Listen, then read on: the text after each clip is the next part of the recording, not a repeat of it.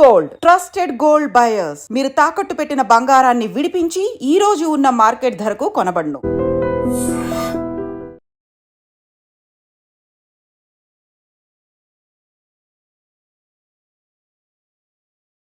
యాదాద్రి భువనగిరి జిల్లా ఎం ఆత్మకూరులో దారుణమైన ఘటన చోటు చేసుకుంది. అత్తింటి వేధింపులు తాళలేక ఓ మహిళ పుట్టింటికి వెళ్ళింది. భర్తపై కేసు పెట్టింది. నాపైనే కేసు పెడతావా, నీ అంతు చూస్తాను అంటూ ఆ భర్త ఆమెపై మరొక పోలీస్ స్టేషన్లో కేసు పెట్టాడు. ఆ కేసు గురించి విన్నటువంటి ఆమె తట్టుకోలేకపోయింది. తీవ్ర మనస్తాపానికి గురైంది.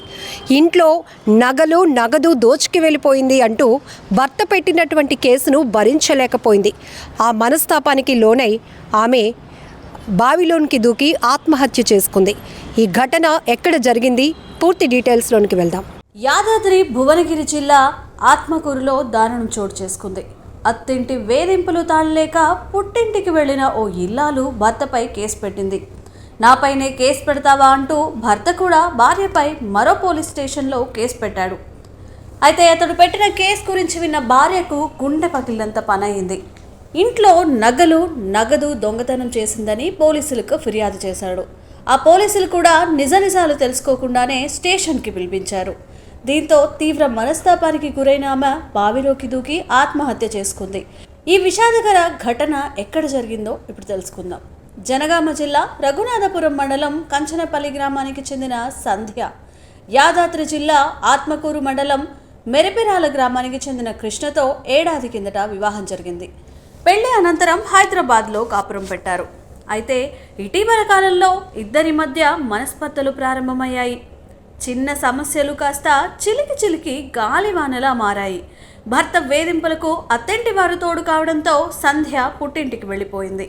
అయితే కూతురు కాపురం ఎలాగైనా నిలబెట్టాలనే తాపత్రయంతో సంధ్య తల్లిదండ్రులు రఘునాథపురం పోలీస్ స్టేషన్లో అత్తింటి వారిపై కేసు పెట్టారు.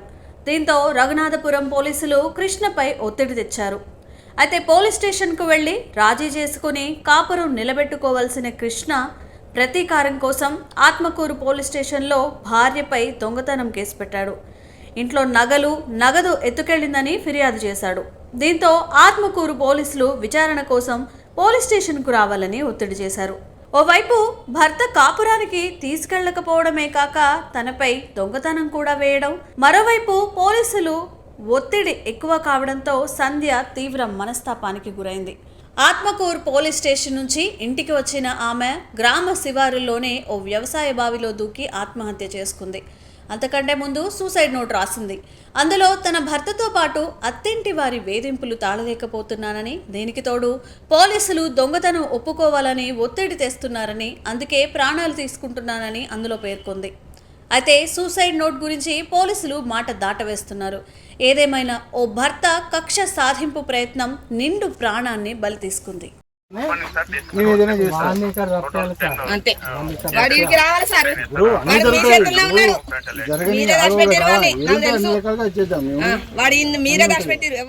పేరు సాయి సంజయ్ తమ్ముడిని నేను. పోలీసులు మా బావాళ్ళు వాళ్ళు కలిసి అంత కుమ్మక్కయ్యి ఇదంతా చేసిరు. టార్చర్ చేయడం, అది ఇది చేయడం, మా అక్క వాళ్ళతో అక్కకు ఊకే కాల్ చేయడం, మెసేజ్ ఇక్కడికి వచ్చి మాట్లాడండి అదని ఇదని ఊకే ప్రెజర్ పెట్టారు. పోలీసు ప్రెజర్ వల్ల, మా బావాళ్ళు పెట్టే టార్చర్ వల్ల, దానివల్లనే ఇదంతా జరిగింది. జరిగిపోయింది. ఏం జరగాలి తర్వాత మీరు ఓకే అన్న తర్వాత పిటిషన్ ఇచ్చిన తర్వాత నేను ఏం చేస్తాను, ఎందుకంటే ప్రాసెస్ తీసుకుపోయి బాడీ హాస్పిటల్లో పెడతాం. తర్వాత మీరు ఎప్పుడు వచ్చేసి మీరు ఏ రకంగా పిటిషన్ ఇచ్చి మీరు ఏ రకంగా అంటే మాట్లాడడానికి మంచిగా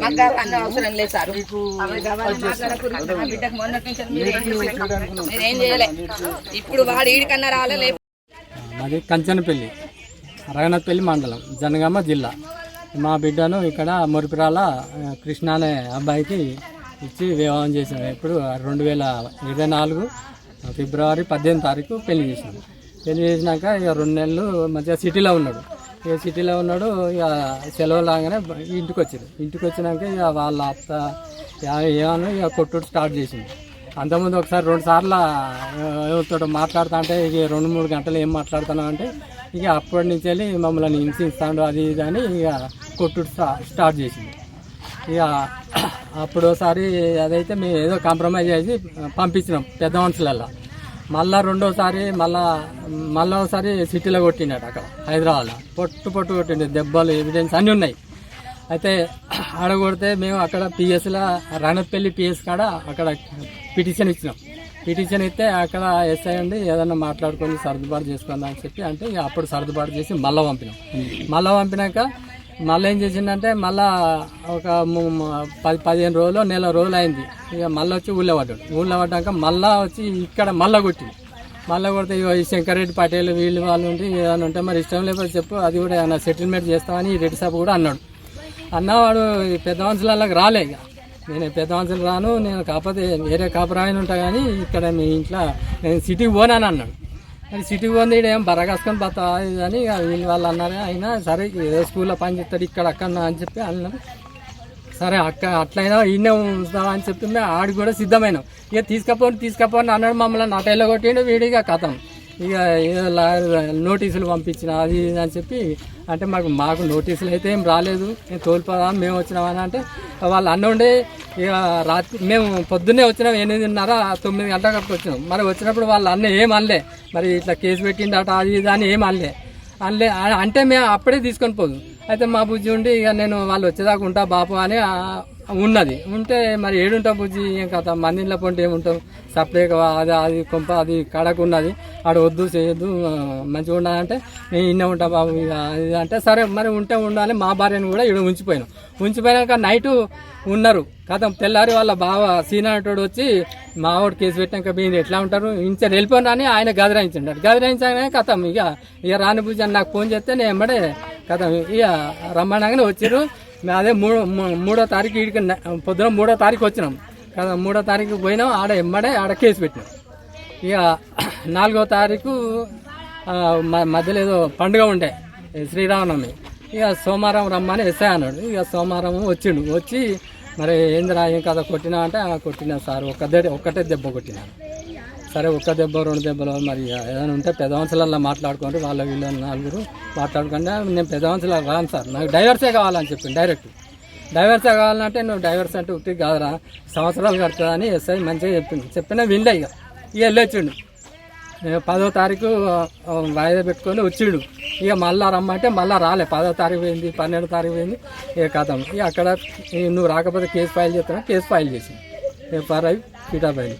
అయితే అక్కడ మేము 4వ తారీఖు కేసు పెడితే ఈయన 8వ తారీఖు ఫోన్ చేసిండు. ఇక్కడ ఎస్ఐ ఫోన్ చేసి మీ బిడ్డ 1,50,000 ఎత్తుకపోయిందట, మరి కేసు బుక్ అవుతుందంటే మళ్ళీ తెల్లారి ఊరికొస్తే సెకండ్ ఎస్ఐ ఉండి ఇదే ఈ 1,50,000 ఎత్తుకొచ్చింది ఇదే అమ్మాయి, దీన్ని అది ఏంది 3rd డిగ్రీ అది ఇది ఇప్పియాలి అది వాడు బెదిరించింది సెకండ్ ఎస్ఐ. సరే బెదిరింది సార్, ఇక మా బిడ్డ ఎత్తుకపోతే కేసు పెట్టుర్రి, నేను కాదంటలేను అని మేము అన్నా. ఇక మేము వెళ్ళిపోయినాం. ఇక మా భార్య మంచిగా లేకపోతే వెళ్ళిపోయినాం. ఇక ఎస్ఐ రోజు ఫోన్ చేసుడు, వారం రోజులు ఖచ్చితంగా ఫోన్ చేసిండు రోజు చేస్తే. ఆఖరికి వచ్చినాం వారం రోజుల తర్వాత మరి వీడైనా సెటిల్మెంట్ ఆప్షన్కి వస్తాడా ఏందని వచ్చినాం. కానీ వీడు ఇట్లా మేము రాకపోదు. వచ్చినాక ఇక శంకరెడ్డి సాబు కూడా వచ్చిండు. ఇక ఏదైనా ఉంటే మాట్లాడుకోని అంటే వాడు 1,50,000 ఎత్తుకపోయిన మాకు ఇప్పి అనే మాట్లాడింది ఈయన ముంగట్ల. అంటే మేము 1,50,000 అయ్యా ఇంటికాడ బట్టలు విండింది అయ్యా, స్నానం చేసింది అయ్యా, నేను ఊరికి పోతానంటే బొమ్మన్నది అయ్యా. వాడు ఫోన్లో ఏం చెప్పిండో అయ్యా నాకు తెలియదు అయ్యా. ఆ ఫోన్లో పైసలు లేవు అయ్యా, మరి మెసేజీలో పెట్టిండు అయ్యో. వాడు ఏం చేసిండు అయ్యో, గమన్న వీడు మండలం వద్దయ్యా, వీళ్ళు తీయని పైసలు తీసినవాను అన్నారు అయ్యా. నేను తీయలేదు సార్ అన్నాడు అయ్యా. నా బిడ్డ నన్ను టార్చర్ పెట్టకుంది సార్ అన్నది మా అయ్య. ఇంతకంటే ఎక్కువ ఎస్ఐ నా బిడ్డను కానిస్టేబుల్ నువ్వు తీసినవని చెప్పరాదమ్మా అన్నారు. నేను తీయలేదు సార్ అన్నది నా బిడ్డ. నా భర్త మంచిగా ఉంటే మా అయ్య ఇంతకంటే ఎక్కువ పెడుతుంది అన్నది నా బిడ్డ. నువ్వు తీసినా ఒప్పుకోరాదు, నువ్వు చిన్న మడతల్లో వచ్చిందని రాదు, మేము కవర్ చేస్తామన్నారు. నా బిడ్డని ఇట్లా టార్చర్ పెట్టిండు.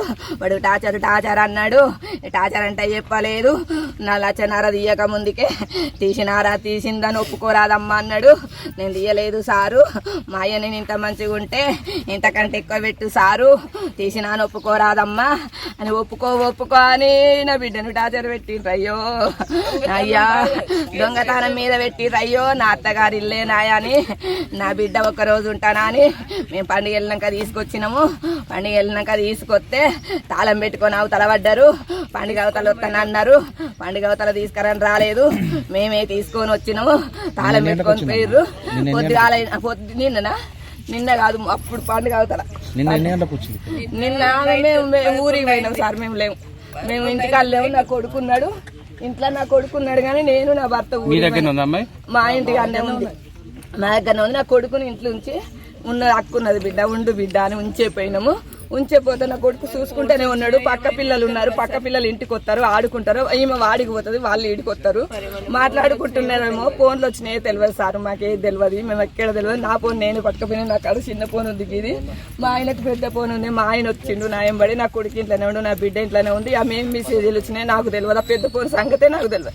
నా కొడుకు ఇంట్లోనే ఉండి ఆడుకుంటుందేమో పిల్లలతోని. ఇంటి ముంగడ పిల్లలు ఉన్నారు 4-5 వాళ్ళతో ఆడుకుంటుందేమో అని నా బిడ్డ అనుకున్న, కొడుకు అనుకున్నాడు. ఈయన చదువుకుంటున్నాడు. నా కొడుకు చదువుకుంటుండు, బుక్కులు తెచ్చుకుంటూ మన హైదరాబాద్ పోయి బండి కావాలంటే బండి కూడా ఆమె పేరు చేపించుకొచ్చిండు. తీసుకుపోయి 2 రోజులు వేయండు. అన్న అక్క తమ్ముడు ఇద్దరు పోయి చేపించుకొచ్చినాక బుక్కులు కొనుక్కొచ్చుకుంటూ మళ్ళీ రోజు పోయిన కొడుకు కొనుక్కొచ్చుకొని చదువుకుంటుండు. నా కొడుకు ఇంట్లోనే. మాకు నా కొడుకు 1 గంటకు పోయిందట ఇంట్లో నుంచి. నా బిడ్డ నా కొడుకు ఇంట్లోనే ఉండి చెప్పకుండా పోయింది. ఆమెకి ఏం ఫోన్ వచ్చిందో తెలియదు. మాకు చెప్పకుండా తమ్మునికి చెప్పకుండా పోయింది. నేను ఊరు 5:30కు బాణాజపేట పక్కనే ఉంటుంది మా ఊరికి దగ్గర. ఆ నుంచి ఇంటికి పోయినా. ఇంటికి పోయి బుజ్జిలేదు అంటే ఎవరిని అడగొద్దు అన్న. నా ఆధార్ కార్డు గిట్లా చూసుకున్నా. నేను బ్యాగులో చెక్ చేసుకుంటే డబ్బులు ఉన్నాయి. డబ్బులు ఒక కవర్లో పెట్టి ఉన్నది. ఆధార్ కార్డు లేదు. ఇంకా వేరే పైసలు ఉన్నాయి ఆమె దగ్గర. నేను ఎక్కువ చెకప్ చేయాలి. ఇక నా బిడ్డేనా ఉంటుండొచ్చు, నా బిడ్డేనా ఉంటుండొచ్చు. నీ దగ్గర ఉన్నాయా బిడ్డ? నేను ఆడ అడగలేను. ఇష్టం ఉన్నాయి తీసుకుంటారు, వాళ్ళు అయ్యో కొనుక్కోతాడు, నేను ఇచ్చుకుంటా. తెలియదు. ఇక పోలీ టార్చరు. అప్పుడు నువ్వు తీసినా అని చెప్పు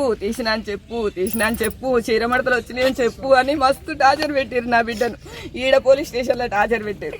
ఆత్మకూరు తీసుకుపోయి కూడా ఆ ఊరికి మొరిపిరాలకు తీసుకుపోయి కూడా ఎంక్వైరీ చేసి మరి తీసినని చెప్పు ఇంటి పక్క వాళ్ళని వీళ్ళని అన్ని అడిగి తీసినా అని చెప్పరాదమ్మా, చీరమడతలు వచ్చినాయి అని చెప్పరాదమ్మా, మేము కవర్ చేస్తామమ్మా అని నా బిడ్డని గంటలు టార్చర్ పెట్టారు. ఎలా నా బిడ్డని గంటలు టార్చర్ పెట్టి నా బిడ్డను ఆగం చేసిర్రు. నా బిడ్డ నిజంగా ప్రస్తుతం ఉన్నటువంటి సమాజం దేనికి ప్రయారిటీ ఇస్తుంది? ఆర్థిక సంబంధాల చుట్టూ మాత్రమే తిరుగుతుంది. మళ్ళీ ఎన్నికలంగానే చాలా విరక్తి కలుగుతాను. మంచి అనిపిస్తుంది కదా. లేడీస్ కూడా ఛాలెంజింగ్ జాబ్స్ చేసినప్పుడు చాలా బాగుంటది. ట్రాఫిక్ అసిస్టెంట్స్ గా నియమించిన ట్రాన్స్జెండర్స్ అందరితో సాల్యూట్ చేయించుకుంటున్నారు. ఫుడ్ డెలివరీ ఇవ్వటానికి వెళ్ళినటువంటి డెలివరీ బాయ్ అనిల్ పై కళ్ళ ముందు